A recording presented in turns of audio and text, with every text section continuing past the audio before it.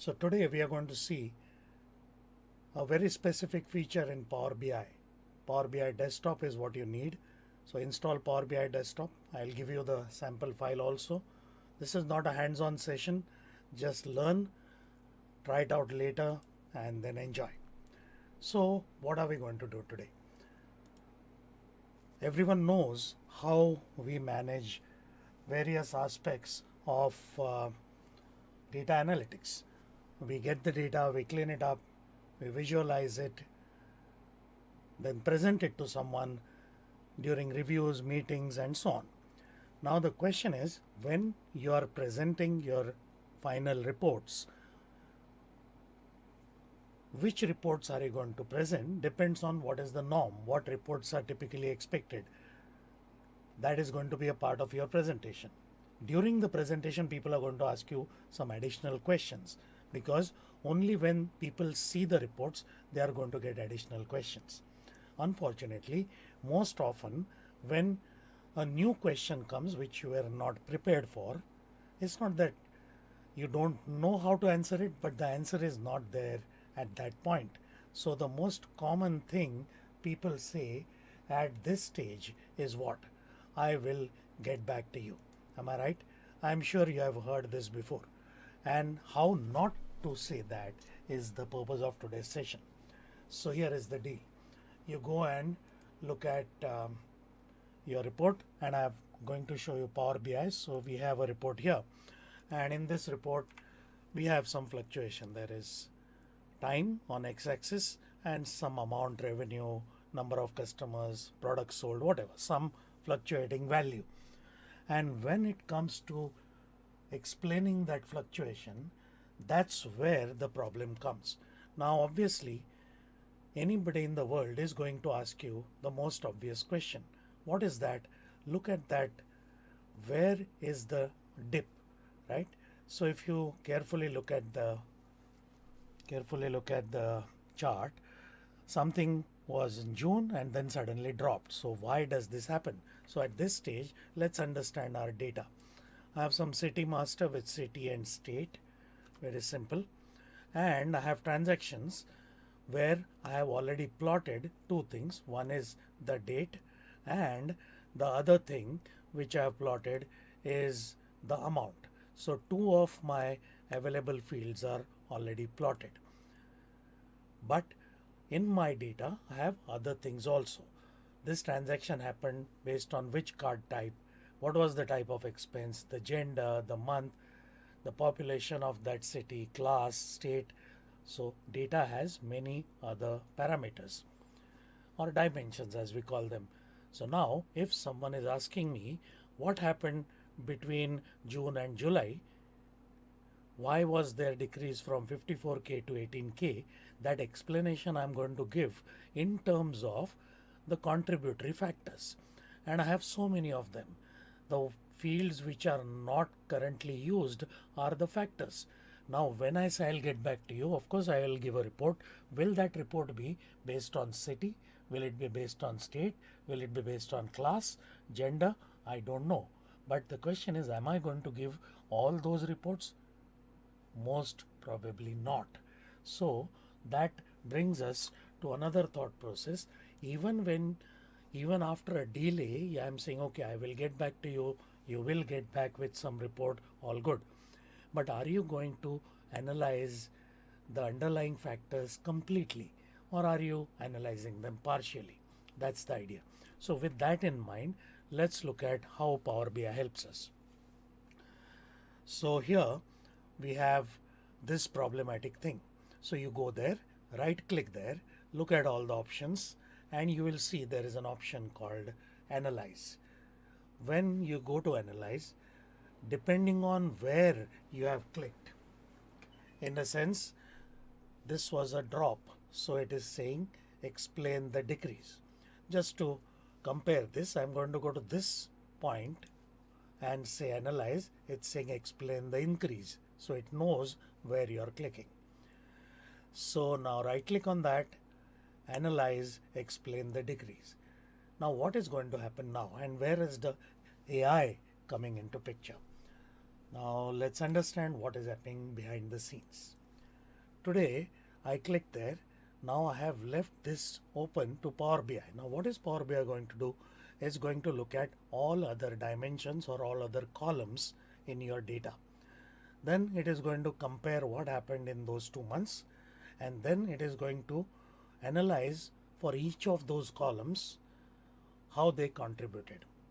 Now for example, if we take a state, for example, some states the revenue may have gone down more compared to other states, so it's going to do that internal ranking also.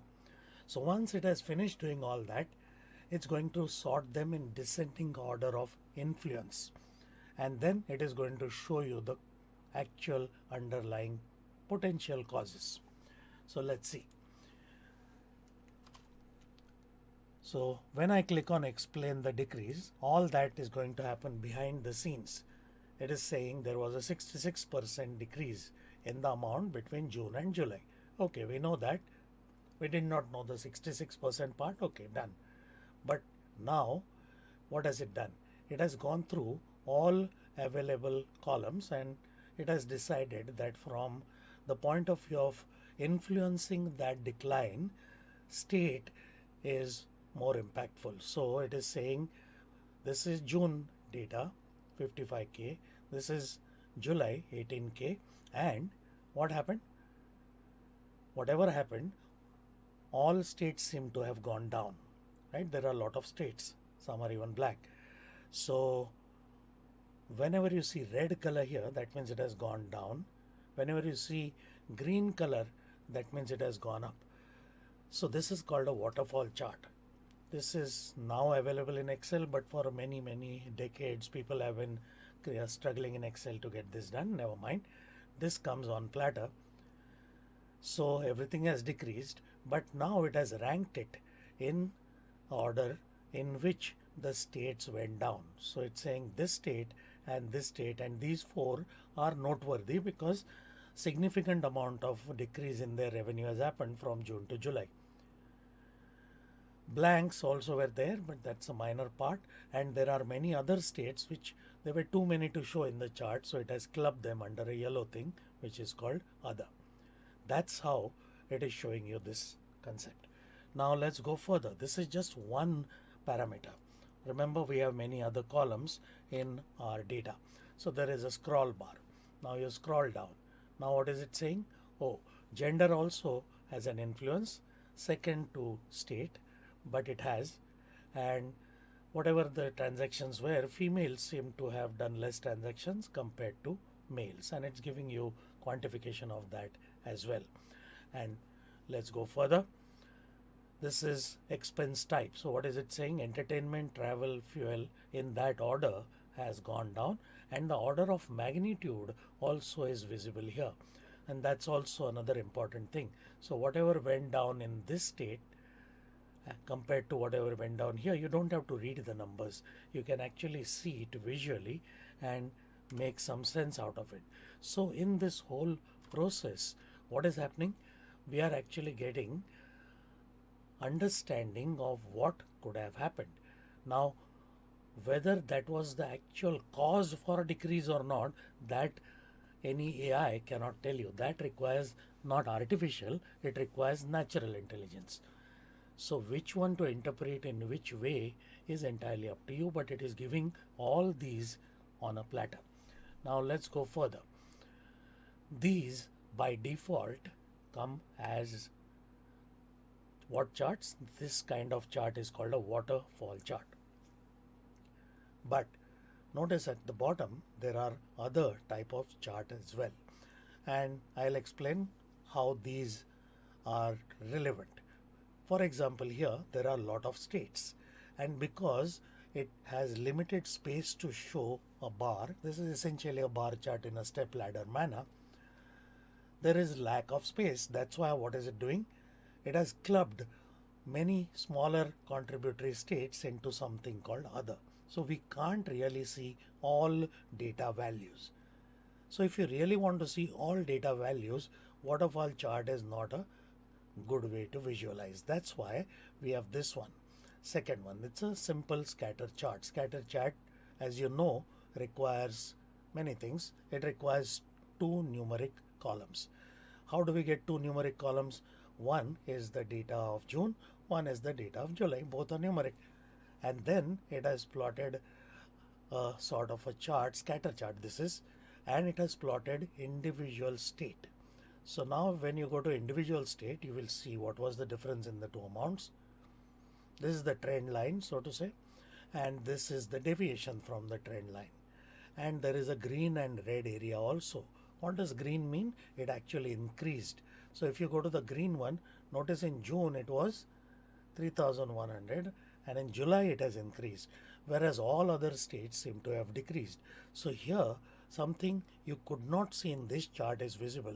Here you couldn't see that part at all because there was no place to probably show the green part, but here you can clearly see that Bihar and Uttar Pradesh, or whatever the two states are, actually increased. Now same thing can be done for other areas also, but here we have only two items, so it's not very useful. Here we have more items, but all the items are anyway visible, so not very useful. So when there are lots of items, use the scatter chart.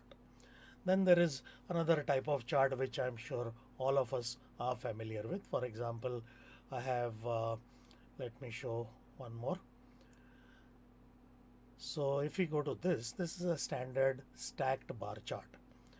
Now stacked bar chart is another very common thing we use. So let's look at how stacked bar chart works. I did not take the state bar chart because there are too many states, and that doesn't actually tell us much because there are too many layers in the stacked bar chart here. This is better. So what is it saying? Travel is blue. So this is the contribution and this is the contribution. This is another very nice way of looking. Now the last one, and then we'll finish, is the fourth one, and that's brilliant. Many of us are used to stacked bar chart. This is a 100% stacked bar chart. What is not visible here is ranking. Notice in the first month, travel was contributing more. Probably entertainment was first and then travel. So rank wise, entertainment was first, this was second. Now that ranking may have changed, but in a stacked bar chart, whatever is blue remains on there, whatever is green remains there. Their order doesn't change. So we do get understanding of proportions, but we don't see ranking. So that's why we have a fourth chart, which is also a direct chart or visual in Power BI. That's called a ribbon chart. So now notice what it is showing. It's brilliant. In the first month, entertainment was contributing to the maximum, but in the second month it has gone down in the contribution. This one was third, it has become first, and so on. It is actually showing migration across months from each area.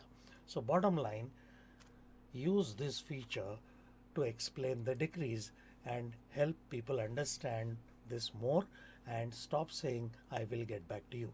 And because of this feature, I recommend to people that even if you don't know Power BI, you are still going to send Excel reports copy pasted in PowerPoint, absolutely fine. Whatever that Excel data is, import in Power BI, just draw a simple line chart and then use this feature to utilize everyone's time and never say I will get back to you again. That's the whole idea. So I hope this approach of quick and easy, one topic per day, you liked. So if you like this, I'm going to continue this. In fact, tomorrow we are going to have another topic, and tomorrow's topic is how to send smart and effective emails. I'm going to show you 5 very small but extremely powerful ways of increasing the effectiveness of your mail. So if you liked all this, please subscribe. I also have a blog on efficiency365.com, and with that we will end the session per se.